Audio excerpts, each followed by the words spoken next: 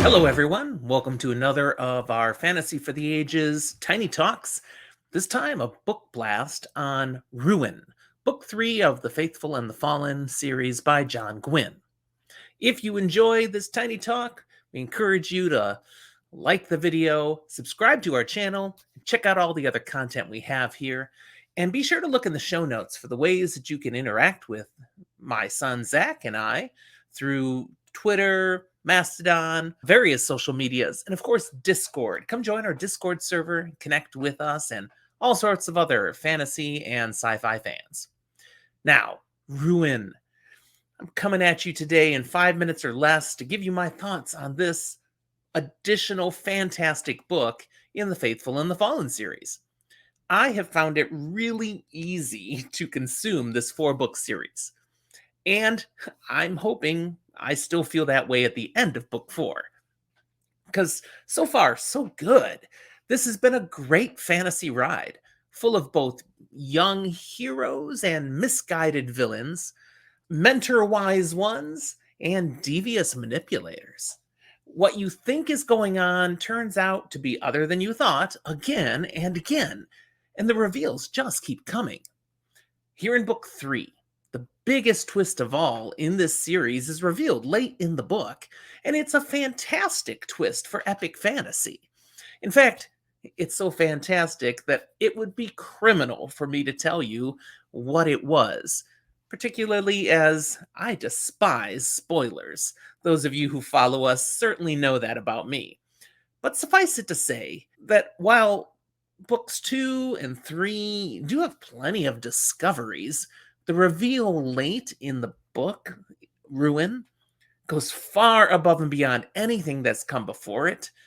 Series shattering information that not only rocks the main characters in the series, it immediately changes the trajectory of key characters in ways no reader could have predicted. I read a great deal of fantasy. It's my go to genre. And I find it pretty simple to feel been there, done that with a lot of the things that I discover in the plots of various fantasy books. Doesn't mean I don't enjoy them, but, I've seen it before. That has not been my case with The Faithful and the Fallen. John Gwynne is delivering a plot arc that is fresh and intriguing, something that engages the reader and keeps you guessing.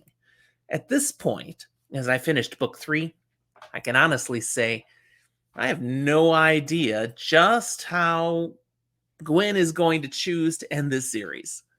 Our main protagonist could come through and save the day. The villains could become the good guys and watch the world burn. A second tier character could suddenly become tier A and come through for everyone.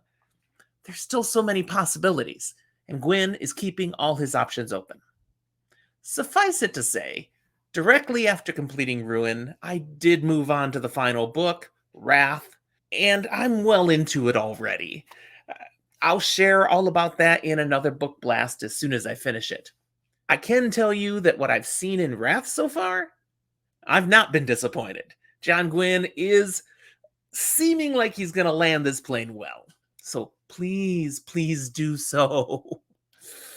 I know it's sad to plead to the author when the book is already done, but I'm still discovering it. I can still feel this way. All right, that's where I'll leave you today. Thanks for joining me, especially for staying till the end.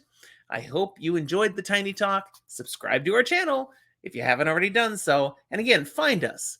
Look in the show notes, all those ways you can connect with us. And if you got ideas or feedback on this particular Tiny Talk, put it down in the notes here. Comment. I'll be sure to see it, and I love to respond. All right, thanks, everyone. We'll talk to you next time.